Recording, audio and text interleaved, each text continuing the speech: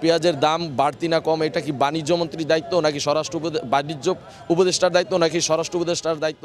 যে সন্ত্রাসীরা জুলাই যোদ্ধাদের উপরে বিভিন্ন জায়গায় হামলার চেষ্টা করেছে, তার ওই ধারাবাহিকতায় গত কয়েকদিন আগে আমরা দেখেছি আমাদের জুলাইয়ের অন্যতম সহযোদ্ধা শরীফ ওসমান হাদি ভাইকে হত্যার চেষ্টায় তাকে গুলিবদ্ধ করা হয়েছে। তিনি এখন গুরুতর আহত অবস্থায় সিঙ্গাপুর চিকিৎসার জন্য যাচ্ছে আমরা দেখতে পেয়েছি। তো বিষয়টা হলো, এখানে প্রশাসন সম্পূর্ণ ব্যর্থতার পরিচয় দিয়েছে। আজকে আমরা দেখতে পেলাম যে বিগত কয়েকদিন আগে আমাদের স্বরাষ্ট্র উপদেষ্টাকে সাংবাদিকরা এই বিচার ব্যবস্থা নিয়ে প্রশ্ন করায় উনি বিচার ব্যবস্থার উত্তর না দিয়ে উনি পেঁয়াজের কথা বলতেছেন। আসলে পেঁয়াজের কথা কি, পেঁয়াজের দাম বাড়তি না কম, এটা কি বাণিজ্য মন্ত্রীর দায়িত্ব নাকি বাণিজ্য উপদেষ্টার দায়িত্ব নাকি স্বরাষ্ট্র উপদেষ্টার দায়িত্ব? এটা আমরা ঠিকভাবেই জানি। তো স্বরাষ্ট্র উপদেষ্টা এই ব্যাপারে ব্যর্থতার পরিচয় দিয়েছে। ওনার মিষ্টি কথায় তো আর আসলে বিচার ব্যবস্থা উন্নত হবে না। এটার জন্য আমরা চাই যে উপযুক্ত ব্যবস্থা নিতে, এবং শরীফ ওসমান হাদি ভাইকে যেই হত্যার চেষ্টায় গুলি করা হয়েছে পরবর্তী সময়েও যাতে জুলাই যোদ্ধারা নিরাপত্তাহীনতায় না ভোগে এবং আমরা যাতে আমাদের জীবন নিয়ে শঙ্কায় না ভোগে। আজকে এখান থেকে আমরা যাই নিরাপদে যেতে পারবো কি না এটাও আমরা সন্দিহানের মধ্যে রয়েছি।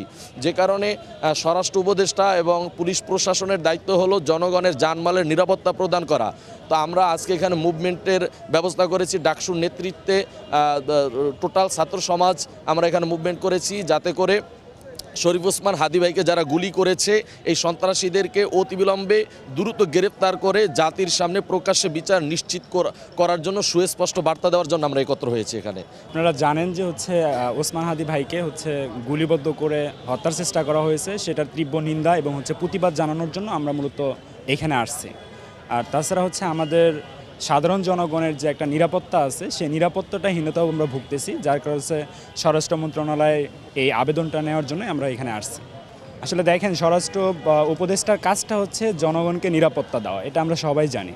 কিন্তু উনি যেভাবে দায়িত্বহীনতা কাজ করতেছে, ওনাকে তো কোনো নির্বাচনী সরকার বা কোনো না, এটা জুলাইয়ের সরকার, জুলাইয়ের সাধারণ মানুষের সরকার।